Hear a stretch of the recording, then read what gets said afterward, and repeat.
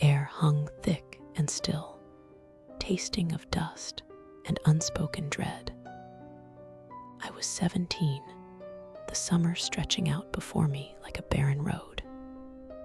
My Aunt Sarah had asked me to help her clear out her late husband's workshop. He'd been a sculptor, a man whose hands seemed to coax life from cold metal.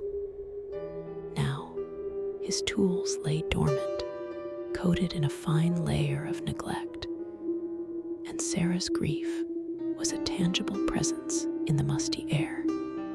The workshop was a labyrinth of unfinished projects and forgotten dreams. Chisels glinted dully in the shafts of light slicing through the grimy windows. Metal shavings crunched underfoot. Sarah moved with a weary slowness, her eyes distant, her movements deliberate as she sorted through boxes of dusty blueprints and odd-shaped tools. I was tasked with cleaning a particularly imposing, half-finished abstract piece that dominated the center of the room. It was a tangle of twisted steel, sharp angles, and smooth, unsettling curves. As I brushed away the accumulated dust, a strange sensation prickled at the back of my neck. It wasn't just the oppressive quiet. It was a feeling of being watched, of an unseen presence that clung to the edges of my vision. I dismissed it as nerves, the unsettling atmosphere of the place playing tricks on me. Then I heard it, a low, guttural hum emanating from the sculpture itself. It vibrated through the concrete floor, up my legs, and into my chest. Sarah didn't seem to notice. She was wrestling with a heavy crate in the corner, her back to me. The hum intensified, morphing into a dissonant whisper, a cacophony of distorted voices that seemed to scrape against my very sanity. My hands froze midair. The light in the workshop seemed to warp, to bleed at the edges.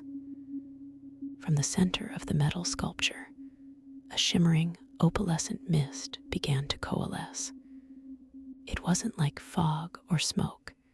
It was more solid, yet undeniably ethereal. It pulsed with an inner light, a sickly luminescence that flickered like a dying ember. The whispers grew louder, more distinct, yet still incomprehensible, swirling around me like predatory insects. The mist, thick and viscous, began to detach itself from the metal. It rose slowly at first, then with a disturbing speed, reforming itself into a vaguely humanoid shape. It had no features, no discernible form, yet I felt an intense, bone-chilling dread radiating from it. It pulsed, and with each pulse, the air grew colder. Sarah finally turned, her eyes widening in a silent scream as she saw it. The entity, if that's what it was, drifted towards her. She stumbled back, her hand flying to her mouth. The whispering intensified, a suffocating wave of pure malice. As the entity reached her, it seemed to absorb her. Not physically, but as if the very essence of her being was drawn into the swirling mist. Her eyes went wide and vacant. Her body went rigid for a split second, and then she crumpled to the floor, a husk.